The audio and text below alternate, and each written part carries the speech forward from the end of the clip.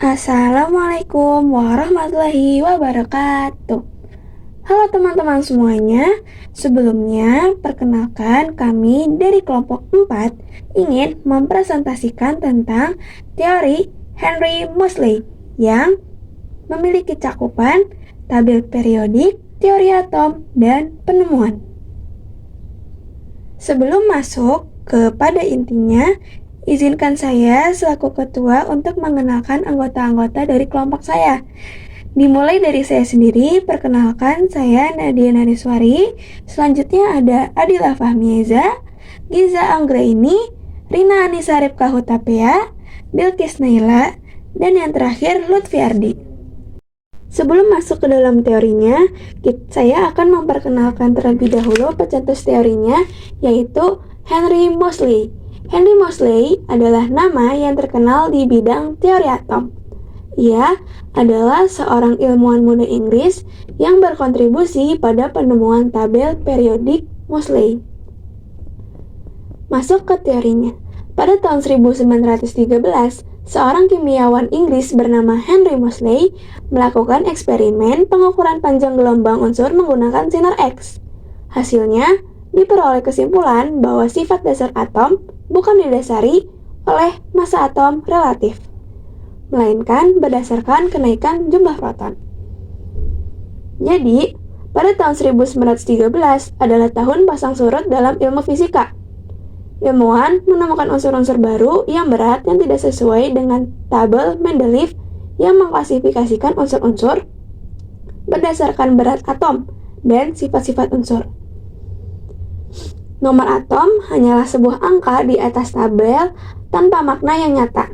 Meskipun Rutherford telah membuktikan keberadaan inti positif kecil, hubungan dengan nomor atom tidak ada.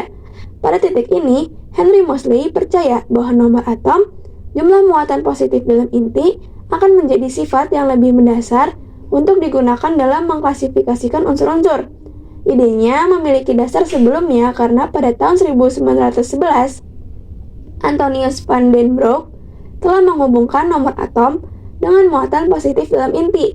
Percobaan difraksi sinar X menarik minat Moseley dan dia sangat yakin bahwa spektroskopsi sinar X akan membantunya membuktikan hipotesis den Broek.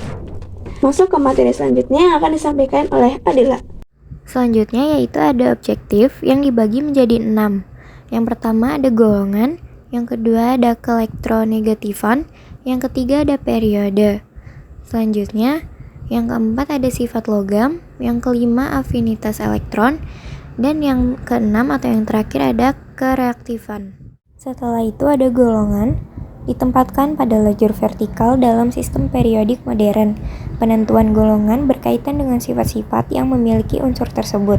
Beberapa golongan dinamakan khusus, yaitu yang pertama golongan 1A atau kecuali H disebut golongan alkali. 2. Golongan 2A disebut golongan alkali tanah. 3. Golongan 8A disebut golongan halogen. 4. Golongan 8A disebut golongan gas mulia. 5. Golongan 3A, 4, 5A, dan 6A disebut sesuai dengan unsur yang terdapat dalam golongan tersebut, yaitu A. Golongan 3A disebut golongan baron aluminium. B. Golongan 4 disebut golongan karbon atau silikon. C. Golongan 5A disebut golongan nitrogen atau fosforus. D. Golongan 6A disebut golongan oksigen atau belerang. Yang terakhir, golongan 1B sampai dengan 8B disebut golongan-golongan transisi. Periode. Periode ditempatkan pada lajur horizontal dalam sistem periodik modern. Periode suatu unsur menunjukkan suatu nomor kulit yang sudah terisi elektron dalam kurung N terbesar berdasarkan unsur-unsur yang seperiode.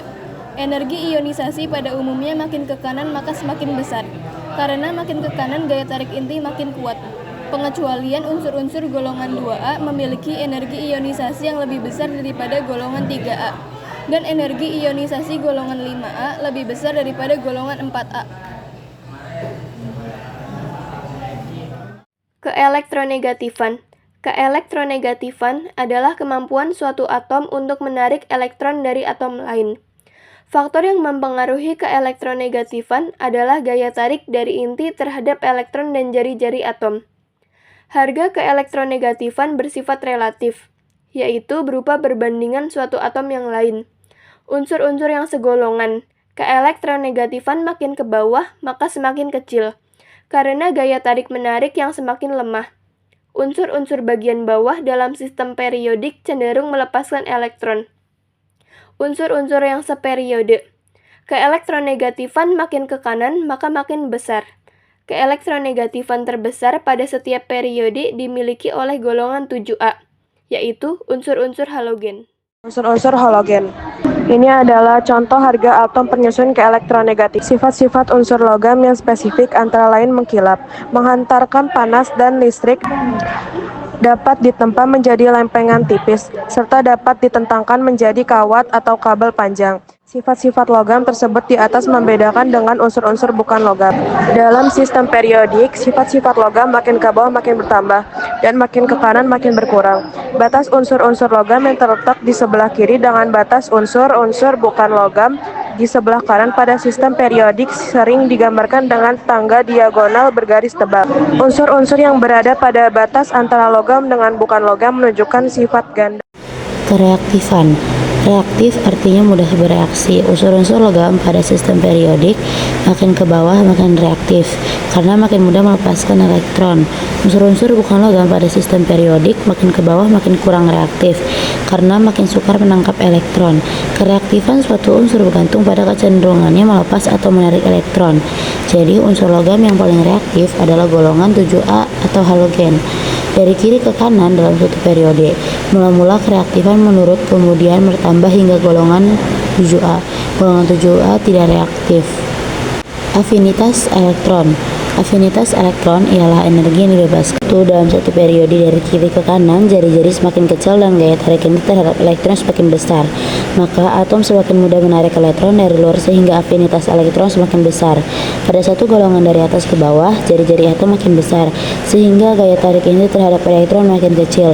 Maka atom semakin sulit menarik elektron dari luar sehingga afinitas elektron semakin kecil. Henry Moseley.